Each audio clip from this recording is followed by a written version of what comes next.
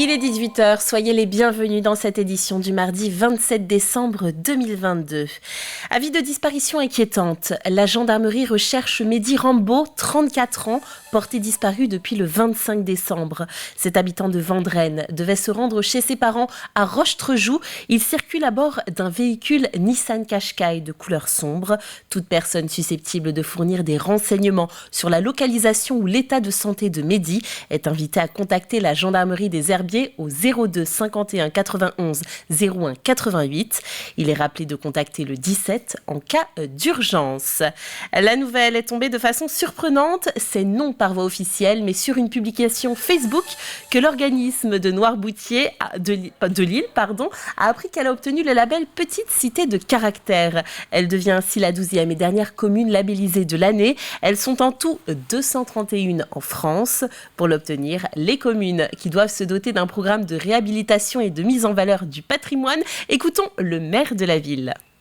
Il y a deux étapes. La première, c'est qu'il y a un repérage de la part de la direction de la petite cité de Caractère qui vient voir si c'est éligible ou pas.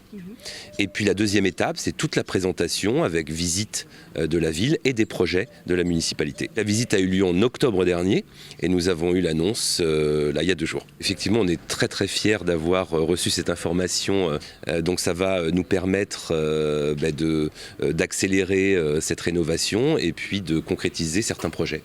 Le service départemental d'incendie et de secours de la Vendée est en colère. Il a relaté ce mardi sous le hashtag « Touche pas à mon pompier » sur son compte Twitter l'agression de 2 sapeurs-pompiers. C'était le 19 décembre à Chavagne-en-Paillé au cours d'une intervention classique de relevage sans blessure. Sur place, les secours, 2 volontaires, sont accueillis par le conjoint de la victime qui les agresse verbalement et les menace de mort. Il y aurait eu également tentative de coup.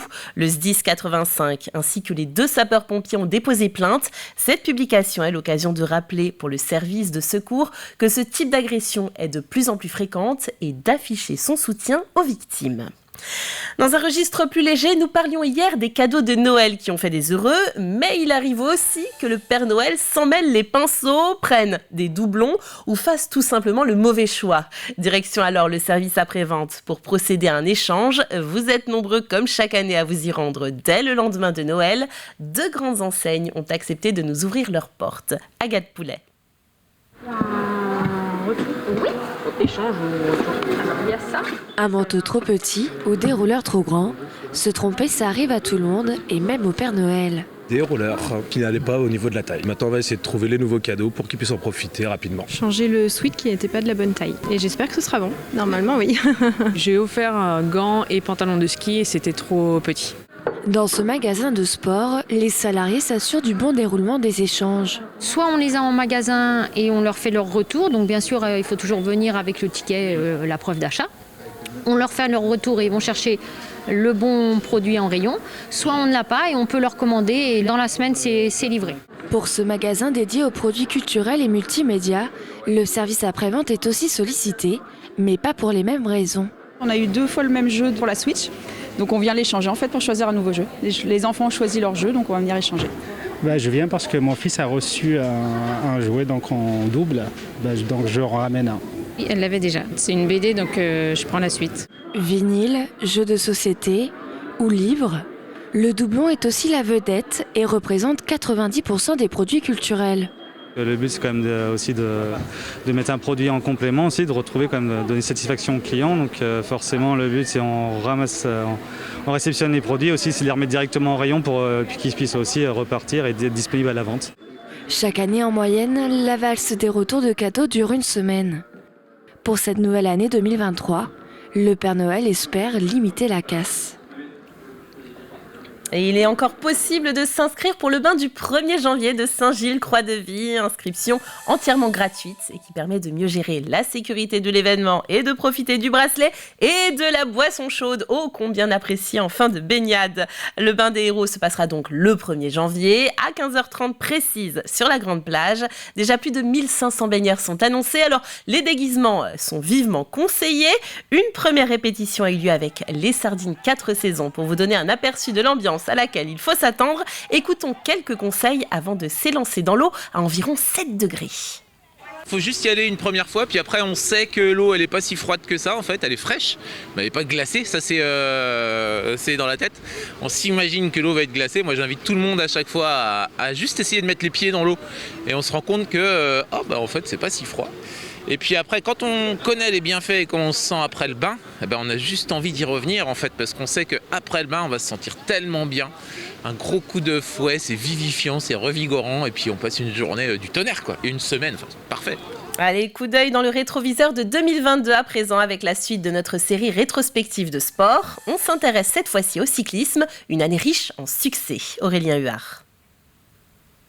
Comme chaque année, de nombreuses courses cyclistes ont été organisées en Vendée en 2022. On retiendra notamment le départ et les 2 premières étapes de la 58e édition du Tour de l'Avenir, course réservée aux moins de 23 ans. Une année marquée également par le 50e Tour de Vendée, édition anniversaire remportée au sprint par Brian Coquard à La Roche-sur-Yon. Il s'agissait de la dernière manche de la Coupe de France, compétition remportée par Julien Simon du team Total Energy. Duel haletant sur le contre-la-montre masculin du Chrono des Nations qui soufflait ses 40 bougies le 16 octobre aux Herbiers. 2 petites secondes, c'est l'écart qui a permis au Suisse Stefan Kung de devancer le champion du monde norvégien Tobias Foss. Une édition marquée aussi par la venue de la néerlandaise Ellen van Dijk, championne du monde et titrée loin, très loin devant ses concurrentes.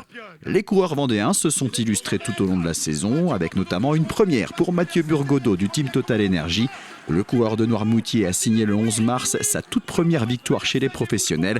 C'était sur la 6e étape de Paris-Nice entre Courthézon et Aubagne.